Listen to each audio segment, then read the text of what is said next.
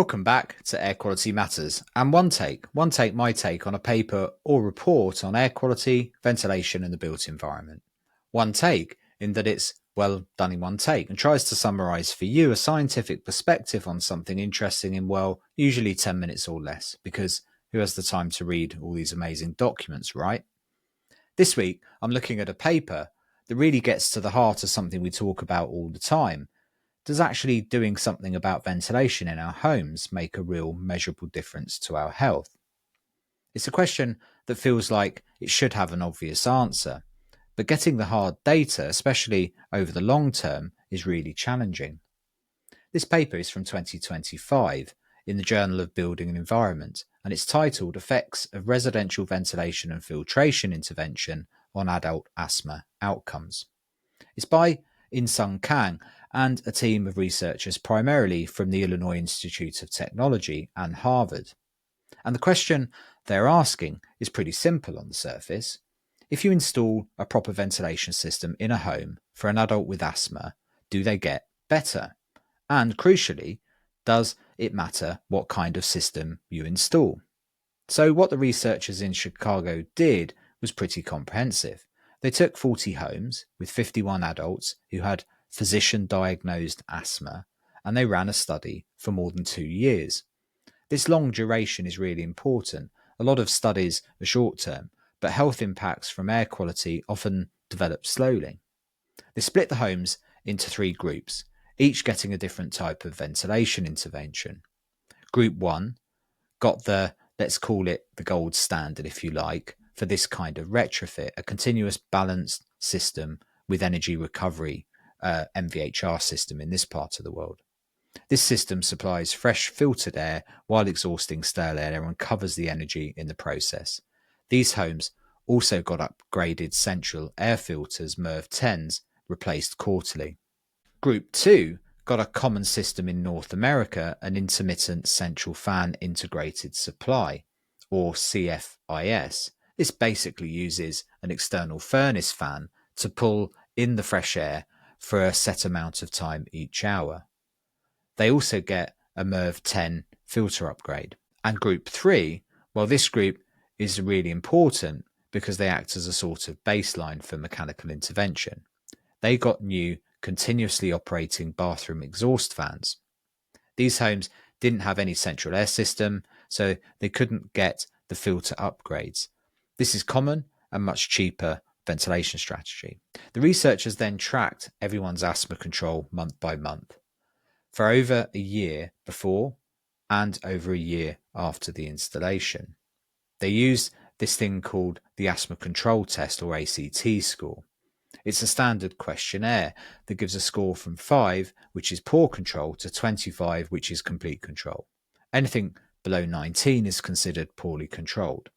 At the same time, they were measuring indoor air pollutants like PM2.5, nitrogen dioxide, and so on. So the big headline, yes, it absolutely worked. Across all 3 groups, the interventions led to a statistically significant 6.3% increase in asthma control scores over the entire study period.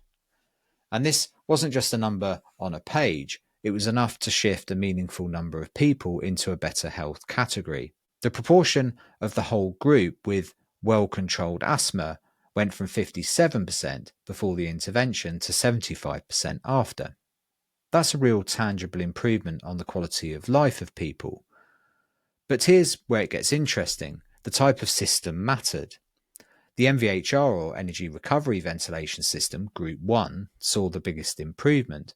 They had an 8.4% increase in their ACT scores. And get this, the proportion of people in that group with well-controlled asthma went from 50% before the work all the way up to 86% after. Concurrently, the number of people with poorly controlled asthma dropped to 0. That is a massive shift.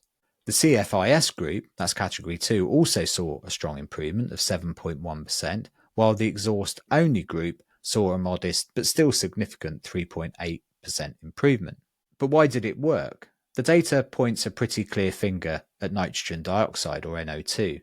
The study found that for every 1 standard deviation decrease in indoor NO2 levels, there was a 7.1% increase in asthma control scores. This is a huge finding, given that 90% of our homes in the study had gas cooking stoves, a primary source of indoor NO2. It strongly suggests that diluting and removing the pollutants from the gas combustion had a direct and positive impact on health. For me, though, one of the most powerful findings of the paper is about who benefited the most.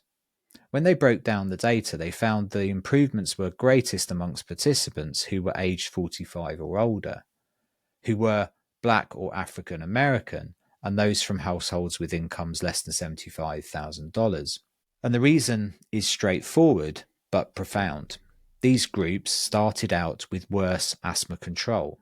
Their average baseline ACT score were lower than their counterparts. They had more room to improve, and the intervention gave them that improvement. This isn't just a technical finding about ventilation systems, it's a major health equity finding, if you like.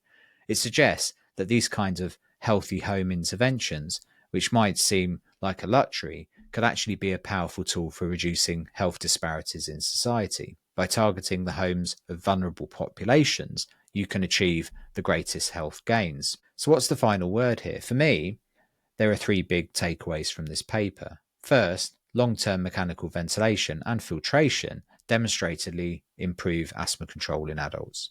It's not a theory, it's a measurable outcome. And it's not a quick fix. The benefits really build up over a year or more. Second, the type of system does matter. A balanced system with good filtration, like MVHR or ERV, outperform the others. It provides the most consistent and significant health benefits. Just putting in an extract fan helps, but it doesn't deliver the same level of improvement as a system that also supplies filtered air. And third, and perhaps most importantly, these interventions can have the biggest impact on the most vulnerable populations. It serves as a clear pathway where improving housing stock directly tackles health inequality.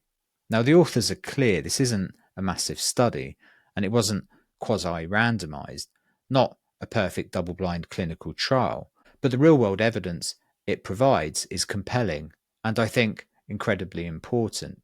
It moves the conversation beyond just meeting building codes and towards designing and retrofitting homes that are therapeutic environments.